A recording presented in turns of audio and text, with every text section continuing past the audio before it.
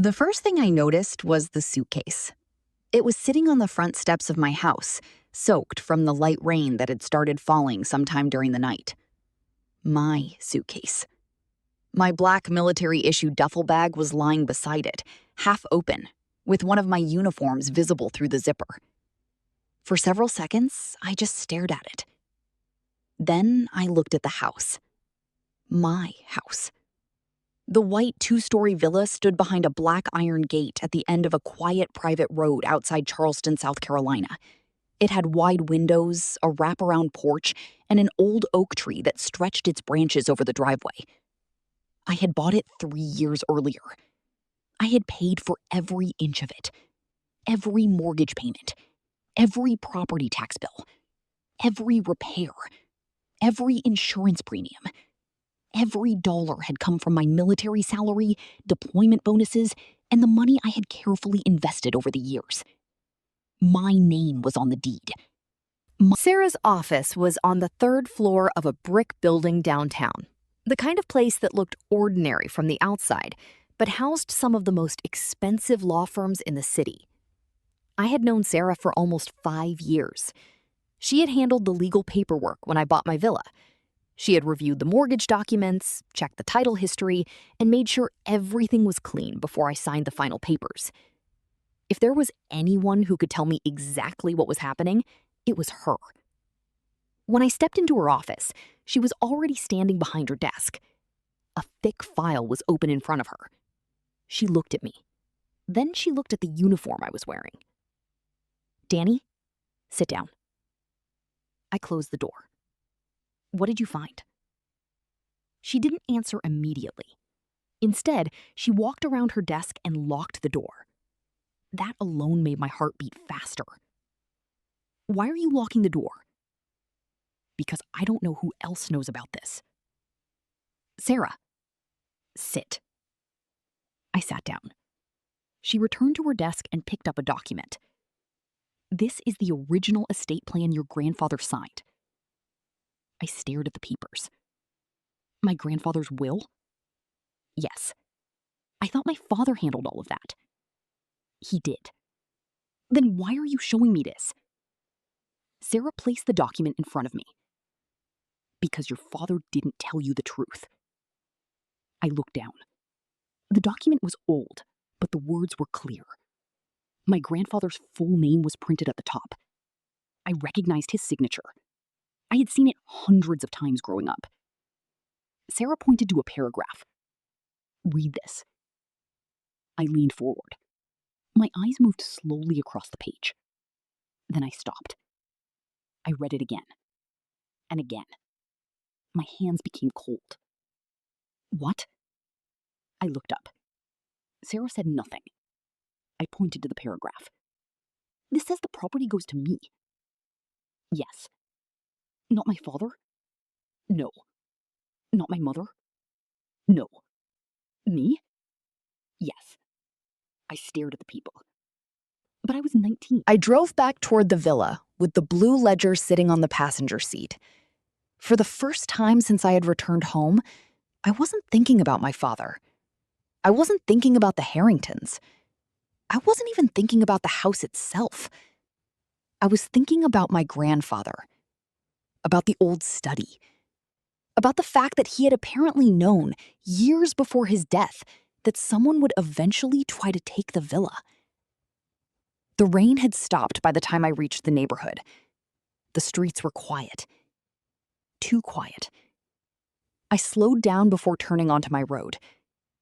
My villa appeared in the distance. The front gate was still open. But there was something different. The black SUV that had been parked outside Thomas Reed's house was now sitting near my driveway. I immediately recognized it. My hands tightened around the steering wheel. Someone had followed me. I didn't turn into the driveway. Instead, I continued past the house. The SUV remained parked. I drove another half mile, turned around, and came back from the opposite direction. The SUV was gone. I pulled over. I checked the blue ledger. Still there. Then I checked my phone. I had 3 missed calls. all from numbers I didn't recognize. I didn't call back. Instead, I called Sarah. She answered immediately. "Where are you?" "Near the villa." "Are you alone?" "Yes." "Dani, you need to listen to me." "I know." "No, I don't think you do. Someone followed me." There was silence. "What happened?" "I went to see Thomas Reed." "You found him?" I barely slept that night. I spent most of it sitting in a small hotel room with the curtains closed, the blue ledger on the desk in front of me, and the original land agreement locked inside the hotel safe. I had placed the grandfather's letter beside them. 3 pieces of evidence. 3 pieces of a story that had been hidden from me for most of my life. And one question that kept coming back. Why had my grandfather waited until the end of his life to tell me the truth? I already knew the answer. He had been trying to protect me. But protection has a strange way of turning into another kind of prison. By keeping me away from the truth, he had left me completely unprepared for the day when that truth finally came looking for me. At 5:17 in the morning, my phone rang. It was Sarah. I answered immediately. "Dani." "Yes? Are you awake?" "I haven't slept." "Good." I sat up. "Why?" "Because we have a problem." I looked toward the safe. "What kind?" "The Harringtons moved faster than we expected." "How fast?" "They filed the foreclosure action at midnight." I felt my jaw tighten. "Midnight?" "Yes." "Can they even do that?" "Technically, they filed an..." By the time Sarah and I reached the villa, the sun had disappeared behind a layer of dark clouds. The house looked different from the road. Maybe it was because I knew the truth now. Maybe it was because every window seemed to be watching me. I slowed the car before turning into the driveway. Sarah looked at me. "Are you sure about this?" "No." She stared at me. I almost smiled. "But I'm going in anyway." "Dani, your father could be dangerous." "My father has spent 12 years hiding the truth from me." "That's not what I mean." "I know." I parked near the garage. The front door was closed. No cars were visible. I looked toward the second floor. My father's bedroom was there. The fireplace. The wall. The second ledger. I reached for the door handle. Sarah grabbed my arm. "Wait!" I looked at her. She pointed toward the house. "Look!" I followed her gaze. One of the upstairs curtains moved. I stared. Someone's inside. I know. How many? I don't know. Sarah reached into her purse. I immediately shook my head. "No." She looked at me. "I'm not carrying a weapon." "Then what were you reaching for?" "My phone." I sighed. "Call the police." "Dani." "I'm serious. Call them." Sarah took out her phone. I walked toward the house. "Dani." I stopped. "Wait for me." "No." I turned around. "Sarah, if my father is inside, I need..." "Yes." He stood. "You think I don't know what I did? Do you? I think about it every day." "Good." "Dani." "No." I stepped back. "You don't get to ask me for forgiveness." "I wasn't." "Then what do you want?" "I want you to leave." I stared at him. "What?" "Leave the villa." "Again?" "Yes." "Why?" "Because they're coming." "Who?" "The Harringtons." "When?" "Tonight." I looked at the windows. "How do you know?" "Because I was given one final chance." "What chance?" My father reached into his pocket. He pulled out a folded piece of paper. He handed it to me. I opened it. There was a single sentence. "Bring the original agreement to the villa before midnight, or Dani Walker dies." I looked at my father. My blood ran cold. "They threatened me." "Yes." "And you brought me here." "I didn't know you were coming."